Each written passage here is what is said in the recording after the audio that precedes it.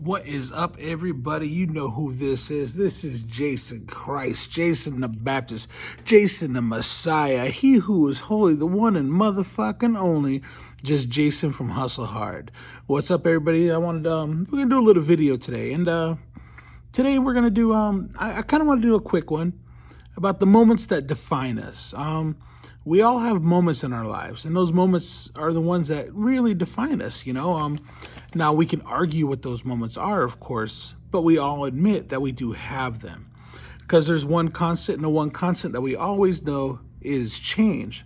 So if life is always changing, then we're always going to have new moments that can define us. I don't really know if that makes a lot of sense to everybody, but it does to me.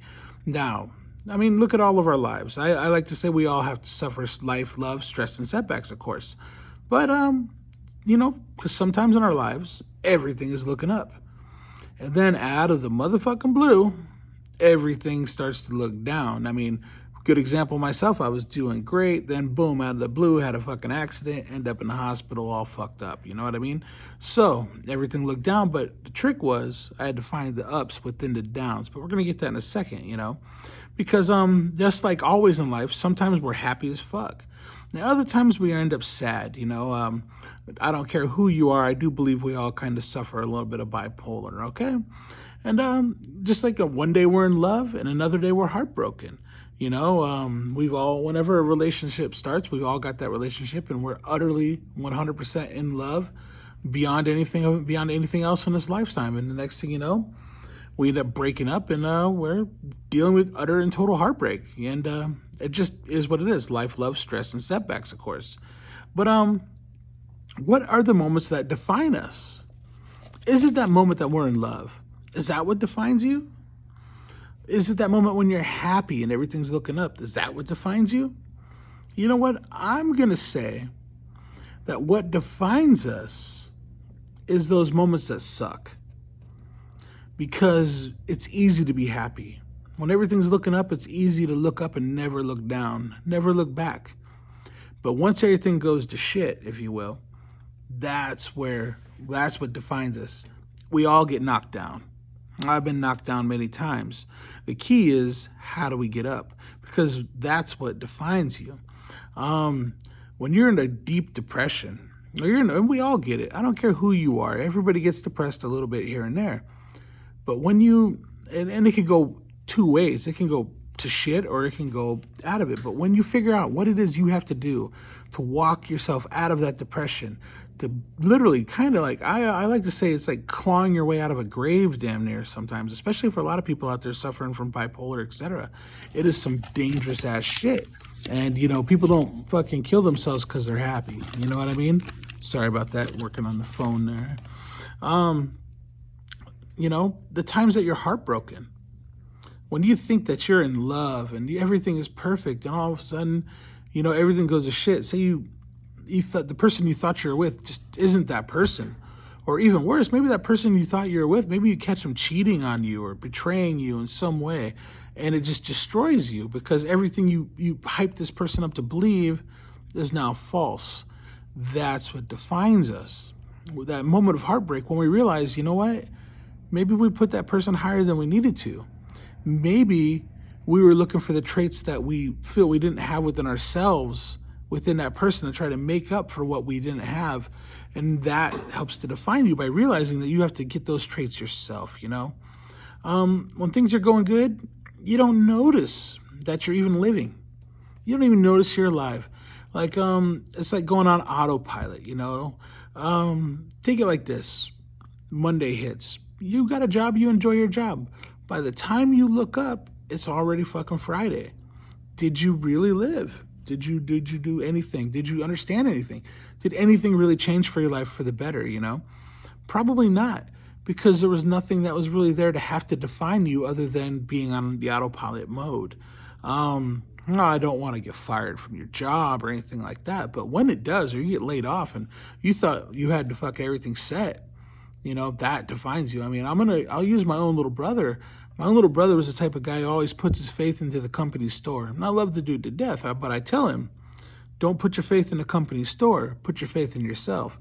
And then when he got laid off, I mean, it fucking destroyed him for a while because it destroyed his thought process on what the company store was and kind of what his worth was to the company, you know? And it defined him because he actually crawled up out of it and got himself a better job. And that's what you have to do, you know? It's hard to think about change when everything's good. You know, when everything's good, you're like, wow, everything's good. But the trick is it can always be better, you know? Always be better. There's always opportunities, you know? We don't see them if everything's good. You know, a lot of times we see those opportunities as obstacles, and those obstacles are always going to hold you back, you know? But that's the trick. Do you see an obstacle or do you see an opportunity? I see more opportunity when I'm at my lowest levels than I do obstacles, you know? And a lot of times those obstacles that would have been there at a higher level, now they're an opportunity because I don't have shit to lose, you know? But that's what helps define us, in my opinion, you know? It's just like the same like I just said with a relationship earlier. If you're with somebody that you think that you're utterly in love with, you don't think about heartbreak. You know, when you got a great job, you don't think about losing it. But those things can happen, and odds are they will happen. Especially like look at 80% of all marriages are ending in divorce now. You know, so I mean, people are pretty well fucked. It's kind of what I'm thinking here. You know, like here's one. Life, and I'm going to use my own self as an example. Life is great till you have a medical issue. Once you have a medical issue, you realize how fucking hard life is. When you have to actually fight for your life in ways, you know, a lot of us fighting for our lives. When you have something that knocks you down so hard, you have to, like, good example for me, I had to learn to walk again for the most part. I'm still in the process. You know, that helps. How you do it will define you. Do you just be lazy and say, fuck it? Or do you just be like, damn, what do I do here? You know, do I fucking grab life by the fucking balls and try to take advantage of it and try to get the better I can, hopefully even better than I was, you know? And I mean, that's what I'm trying to do here, you know? But until you're hurt physically, let's say, you can't understand the ideas of the limitations that are on your body. Until you're heartbroken, you can't understand love, you know? It's like the old idea. You can't understand how to be a saint if you've never been a sinner, you know? And that's the honest to goodness truth right there. So I always like to think of it like this. I like to think that every moment, to always think about, and this sounds fucked up to a lot of people, you know, but this will help define you as a better person. At every moment, I do believe you need to think about what could all go wrong at that exact time, you know? And I know it sounds kind of fatalistic, and it is. It is. But if you're like, all right, everything can go wrong, I could be heartbroken at any moment. Think about it. You're going to start to see the ideas, see the flaws maybe in that person or yourself that you wouldn't have seen otherwise. If you think I could lose my job at any moment, you're going to start to see kind of how shitty your job might be in a lot of ways, you know? Do you fight to heal? Do you fight to live better? Do you fight for the love that you deserve? Maybe you're in a relationship that's okay, but really you deserve so much more, you know? The trick is, in my opinion, and the key is actually more so than a trick, that when times are rough and times suck, and they're always going to end up that way at some point, we begin to see our own faults. You know, we see our own faults. What's wrong with me? Where am I fucking up? You know, and that's what you start to see. And that's when you start to see who you are. Once you start taking responsibility for all this shit too. Remember, we had a video not that long ago about responsibility. You have to take responsibility for those faults that lie within you, but you have to have some deep introspection to really start to understand those faults. And hey, I've had to do it, you know. We all have to do it. It is what it is. But once you do this, once you're in a relationship that seems great, and you try to step back just for a little second and say, okay, cool, let me truly analyze this relationship. What's great about it? But what could be better? What could go wrong? If it could be better, how could it be better? Is it something I need to do? Is it something they need to do? Is it something we need to talk about together? If you're looking at your job and you're like, oh, my job's great. Step back for a second, though. Really look at your job. Is it as great as you thought? Or are you just comfortable? Now remember that I think it was 80% the actual facts. 80% of us take a job that we don't really always like that much, just because it allows us to be comfortable. And then most of us just do just enough not to get fired. So look at your job. Look at your love life.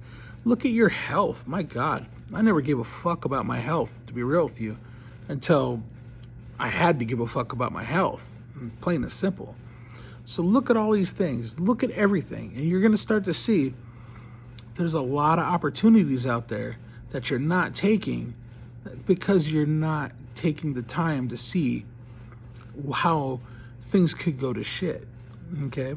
And I like that. I like that. The idea of constant chaos sounds horrible, but the idea of the chaos is beautiful at the same time, because the idea of that chaos allows you to see things from a different perspective.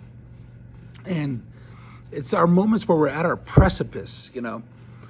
Like, you're never going to evolve. Nobody will ever change unless they're at the precipice of almost death or destruction or something bad. So I like to try to, my advice to everybody out there for the Hustle Hard movement is try to live life like you're on the precipice of utter destruction, the precipice of death, your death's door. Everything can go wrong at any given fucking moment. I know that sounds horrible, but if you do this, a lot of those former things you saw as obstacles are now going to be seen as opportunities. And you're going to be able to see things you never saw before. It's like taking those eyes from the glasses, right, from They Live. It's like putting them sunglasses on. For the first time, you realize everybody around you is fucking aliens, and like all the signs say obey and shit like that, but you just never knew it. That's what living life at the precipice of destruction and death and all of that at every moment will give you. It'll open those eyes, and you're going to start to see shit from a totally different perspective, and it's going to define you and make you a better person. Because like I say, and I mean this, we usually, 99% of us only evolve and become the person that we're supposed to be when everything's pretty much at our lowest levels.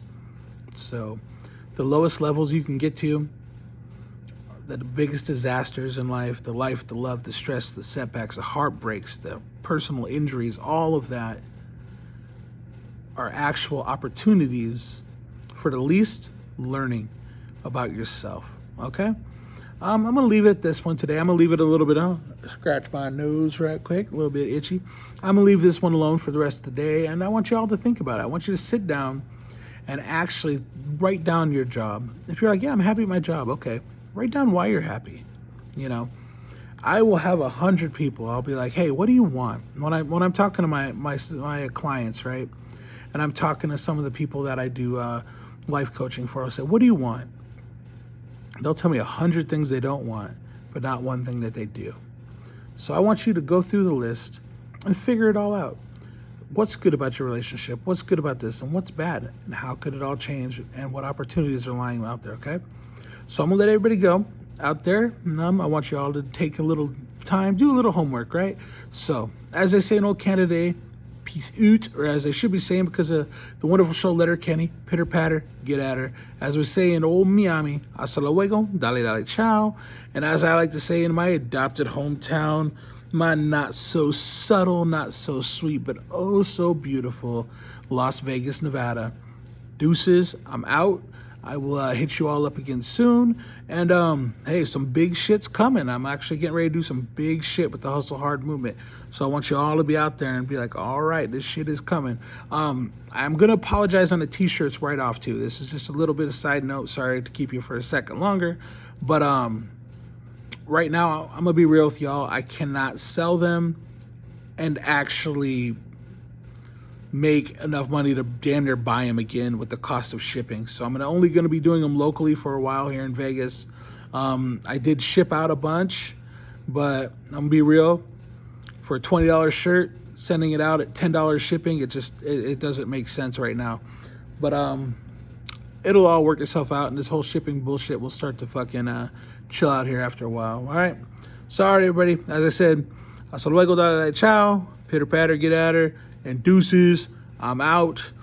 All right? And as I always love to say, if you try and fail, still give yourself a high five, give yourself a congratulations, because so few people will ever try it all. All right, everybody, deuces.